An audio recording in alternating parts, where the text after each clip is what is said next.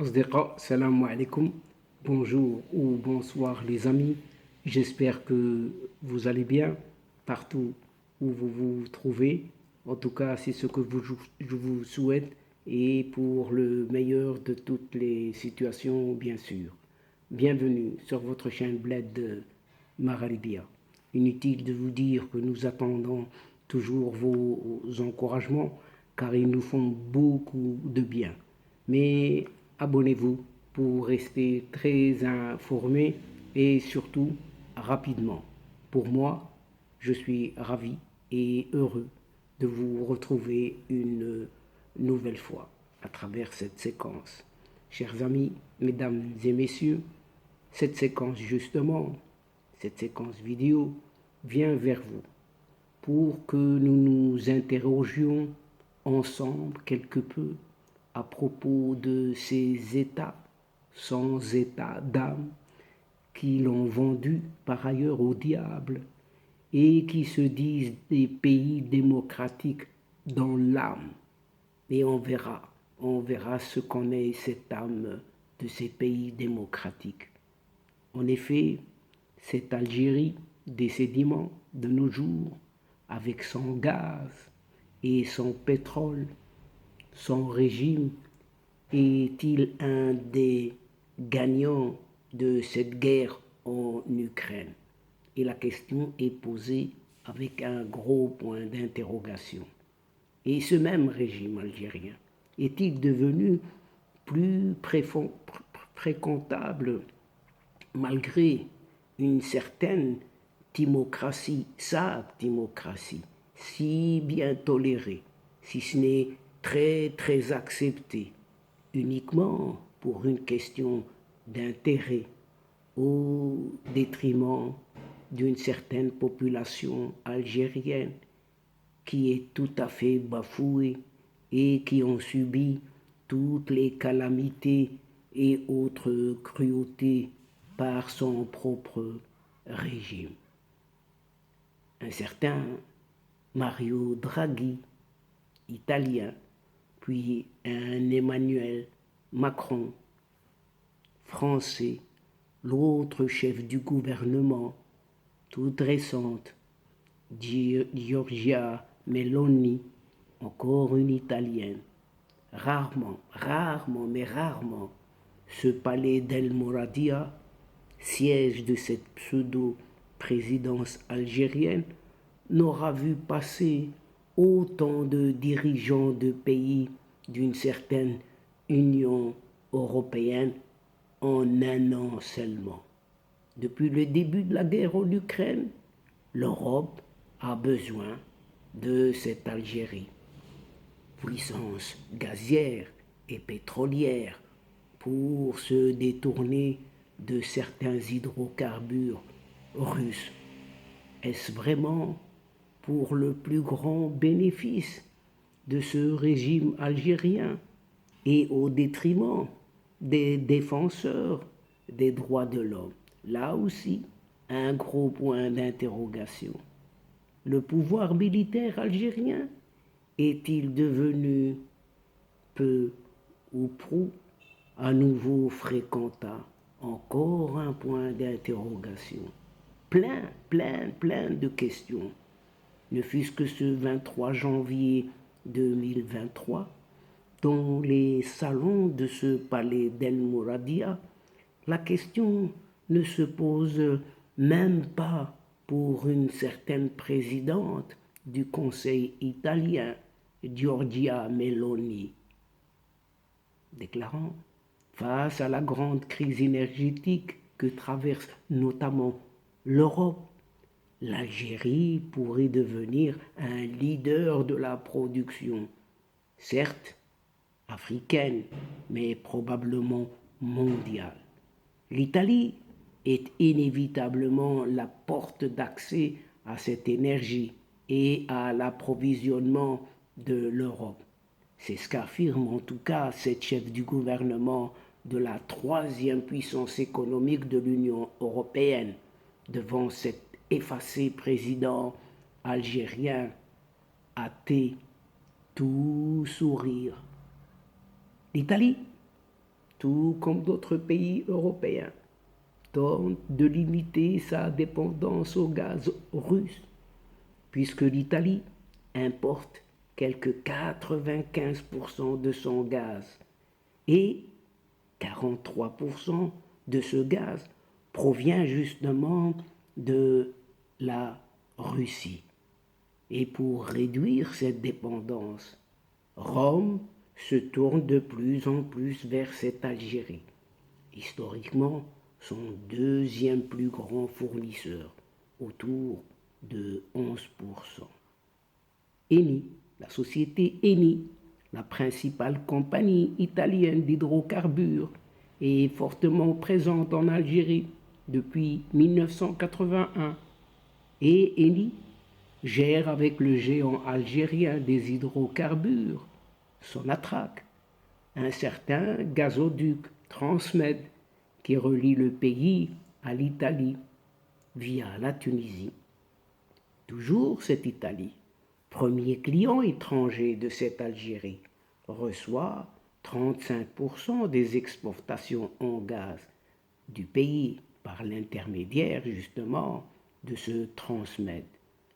Mario Draghi, alors encore président du Conseil italien, avait déjà conclu en juillet 2022 une série d'accords avec cet écervelé président algérien athée.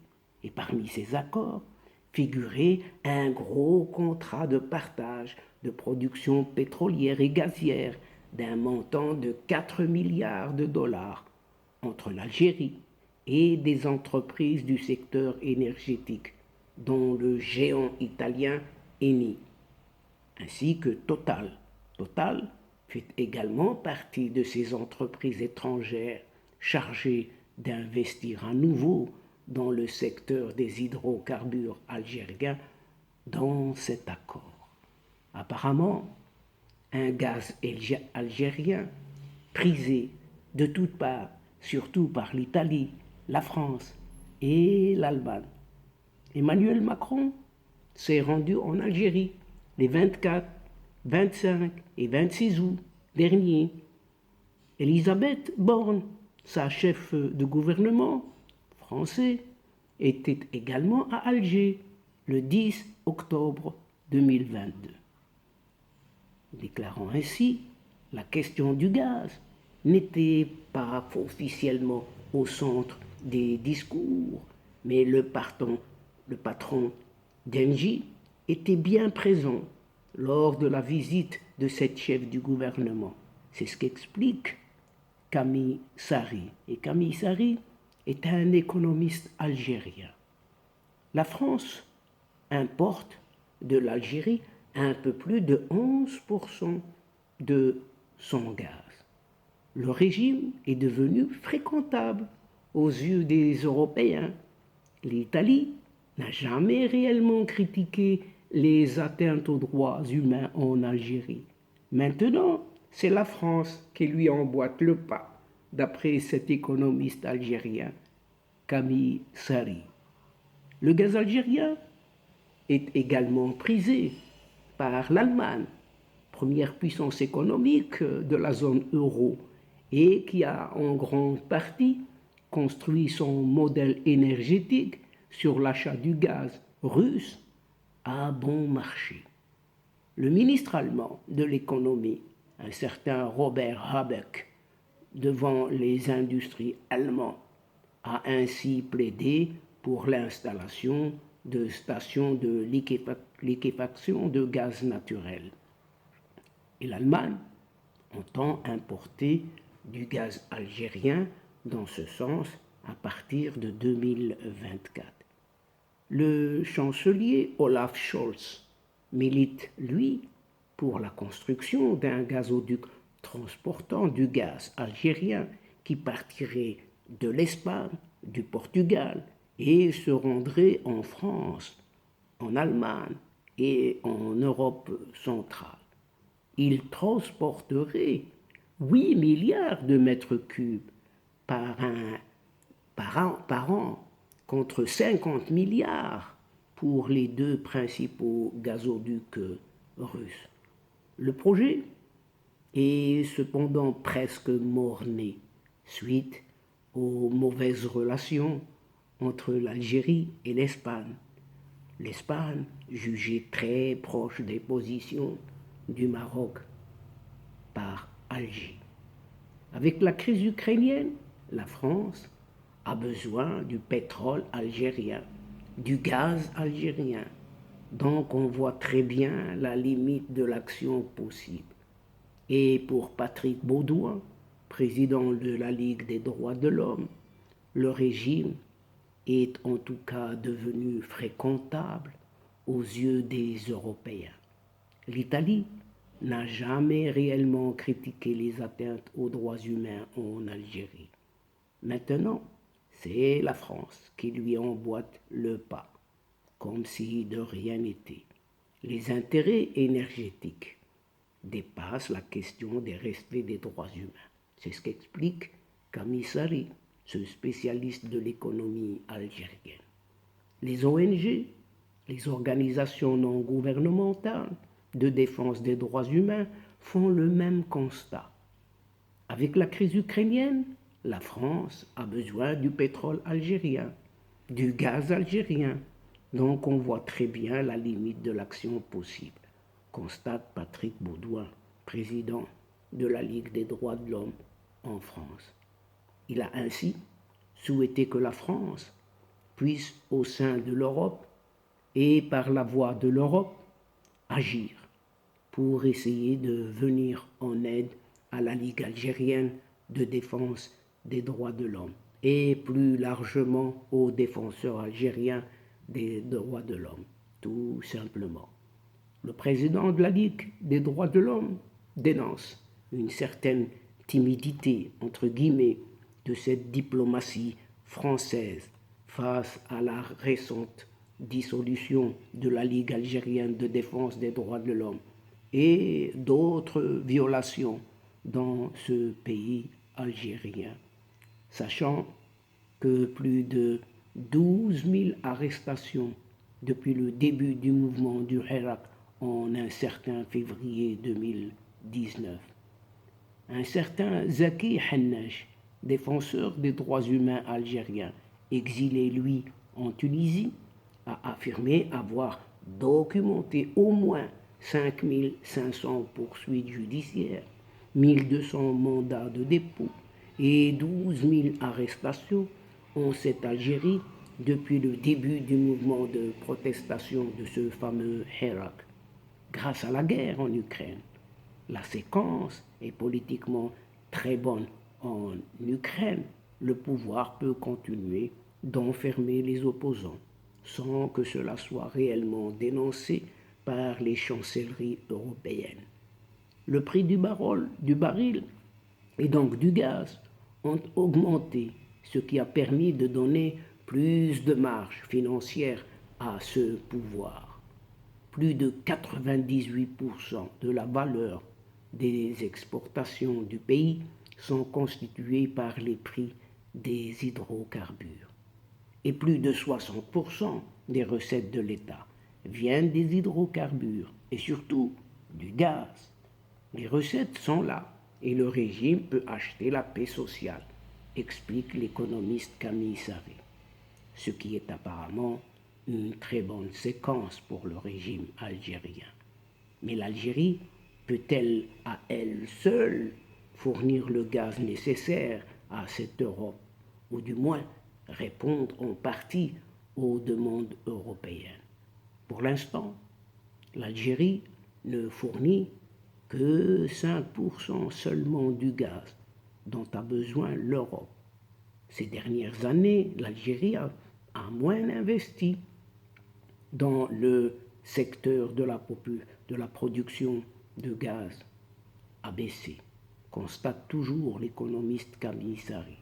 Faute d'investissement, les capacités d'exportation algériennes en gaz ont baissé, passant de 65 milliards de mètres cubes en 2007 à 42 milliards de mètres cubes en 2021. Une baisse assez conséquente, avec une croissance de 8%, En 2021, la consommation interne en gaz dépasse désormais le niveau des exportations gazières du pays. La croissance démographique est là. Des villes nouvelles comme Draria, à 30 km d'Alger, fonctionnent entièrement au gaz. C'est ce que constate l'économiste Camille Sari. Les Européens se trompent-ils donc sur la capacité de l'Algérie à leur fournir assez de gaz pour leurs besoins? En tout cas, les principales chancelleries européennes n'ont pas réagi aux dernières constatations ou plutôt arrestations en cette Algérie. Le Conseil d'État, la plus haute juridiction administrative en Algérie, a confirmé, pas plus tard que jeudi dernier, la dissolution du Rassemblement Action Jeunesse, RAJ, une certaine ONG, organisation non gouvernementale, qui avait été au premier rang du mouvement pro-démocratie Hirak. L'ONG a annoncé elle-même sur sa page Facebook la confirmation par le Conseil d'État du verdict du tribunal administratif. La dissolution de ce RAJ, Rassemblement Action Jeunesse, qui avait été annoncé par le tribunal administratif d'Alger en octobre 2021. Et donc, chers amis, mesdames et messieurs de la chaîne, c'est ici, sur ces fameux hydrocarbures algériens, dont le régime militaire est apparemment devenu peu ou prou fréquentable aux yeux de ces États européens sans état d'âme, dits démocratiques, que prend fin cette séquence en prenant congé de vous, tout en espérant vous retrouver avec un immense plaisir. Merci pour votre fidélité, mais n'oubliez pas de nous aider mutuellement et de nous soutenir en vous y abonnant en très grande masse. Aussi, partagez au grand maximum vos séquences vidéo partout où vous pouvez le faire auprès de vos proches et vos connaissances. Comme vous le savez, il suffit d'un petit clic et cela est fait. Et pour moi, il ne me reste plus qu'à vous dire au revoir les amis. Al-Asdiqa, salam alaikum wa rahmatullah wa barakatuh. À la prochaine fois et à bientôt. إلى اللقاء في حصة أخرى إن شاء الله مع السلامة.